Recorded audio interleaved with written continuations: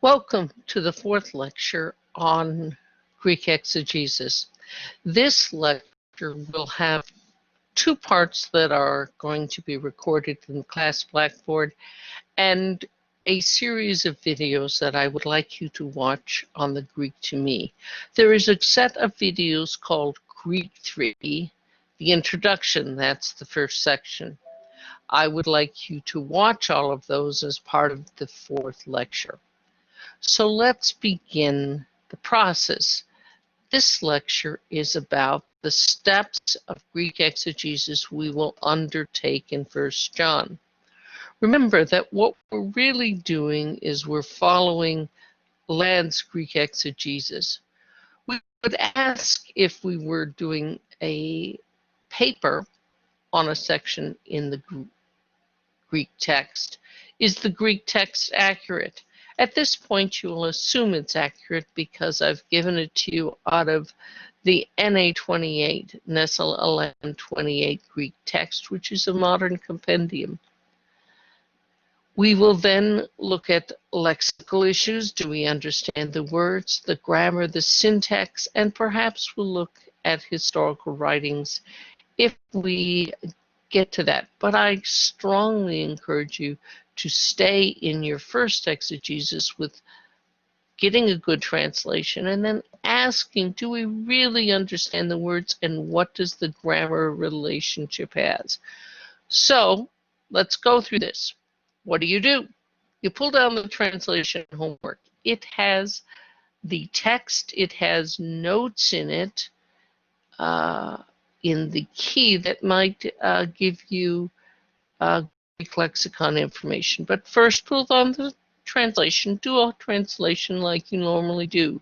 You parse, you translate, and correct. In this, I am asking you to parse every word in the Greek text.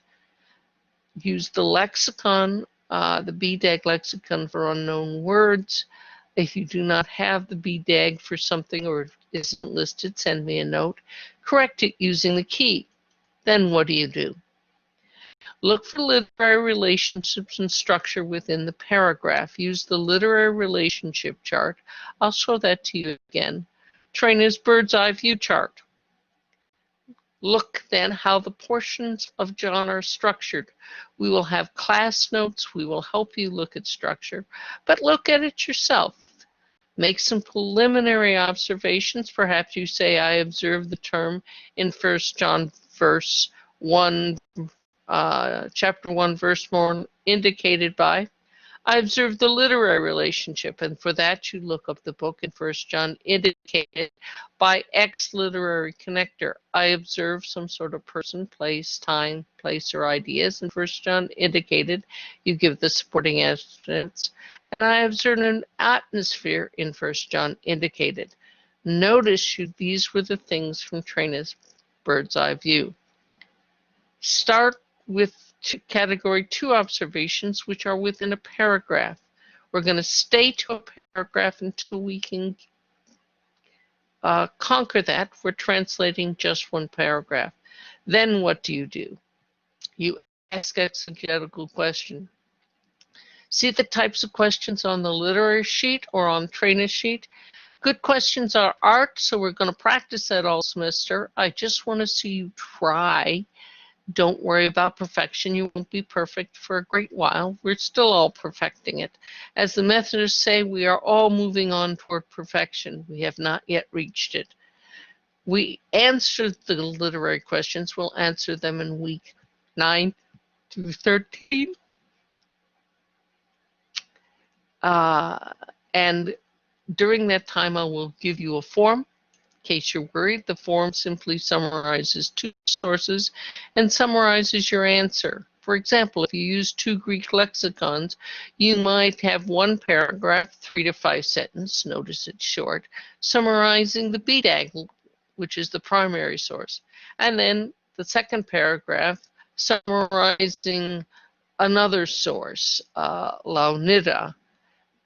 For other things besides term, use 2 exegetical commentaries. I have them, and I asked you at the beginning of term what you do have.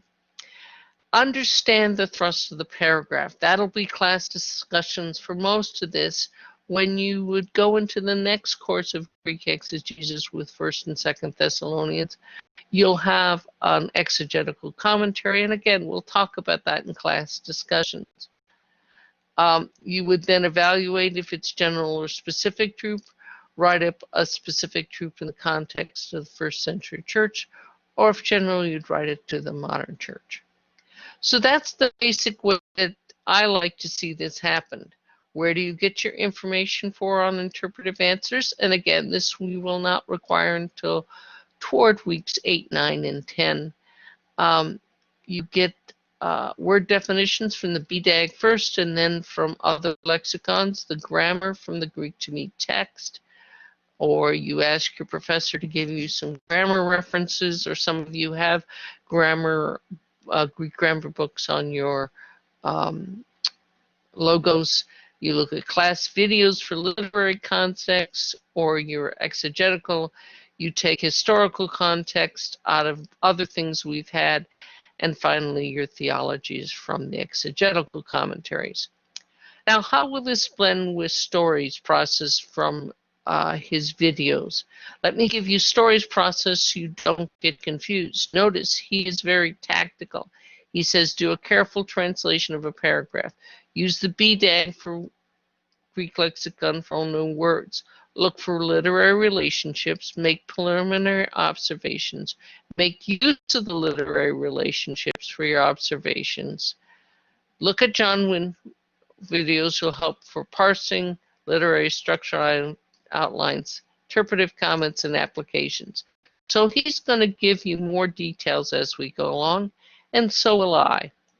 So, what's next? Listen to the 4 videos. When you finish that, come back and be ready for class in the 3rd week, because in the 3rd week, we're going to look at the Luke Acts. Now, I'm going to give you a little foretaste of that right now in a couple of the presentations, as well as going through the handouts you'll need. So remember, the handouts are the summary sheets, which you have, I've showed you in the last video, but which are an extension of Dr. Story's. You'll find these sheets under 1 John or under exegetical aids. There's a 1 John exegetical resources under course resources. If you blow this up, you will see that there are all the things we've mentioned. This is my expansion on Dr. Story's. It has materials, stuff of the Bible, literary relationships, connectives and literary relationships in Greek.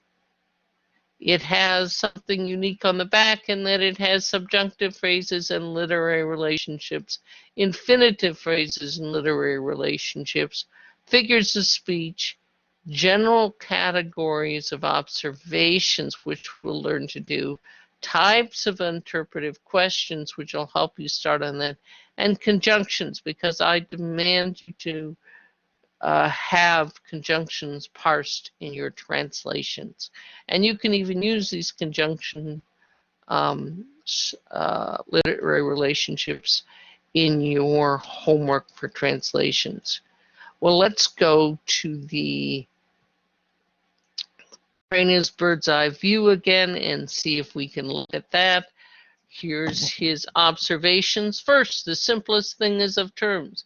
Then he has observations of relationships or interrelationships between term, observations on literary form, atmosphere, and categories.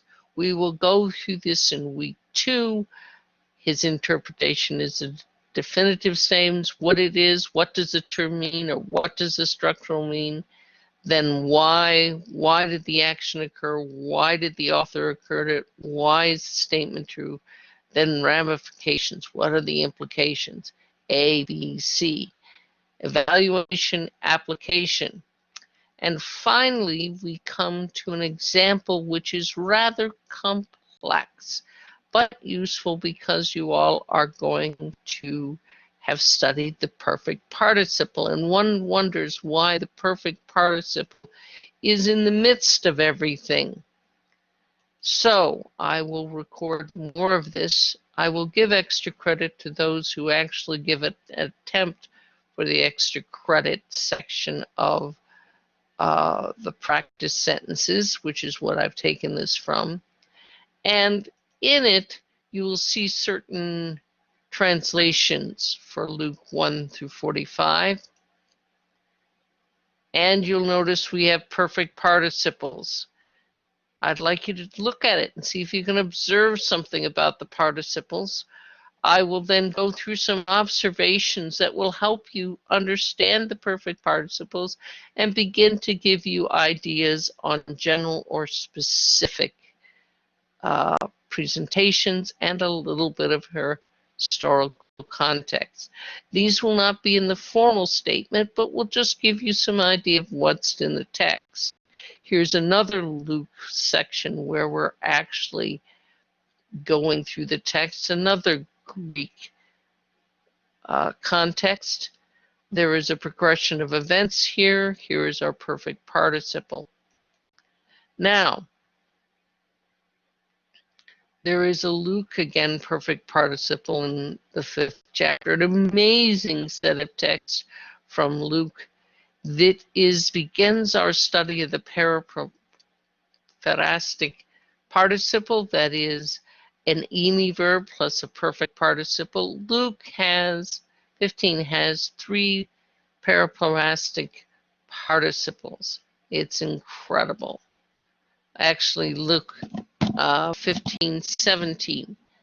So here are the 3 participles, and I will go through them. There is an exegetical write-up that goes with this, and then some more from Luke. So I'm hoping you will take a look at this. We will cover this in week 3, but you are welcome to dig into this and look at both the exegetical piece on this and my write-up. You'll see both these slides in the write-up under 1 John for the exegetical. I hope that these presentations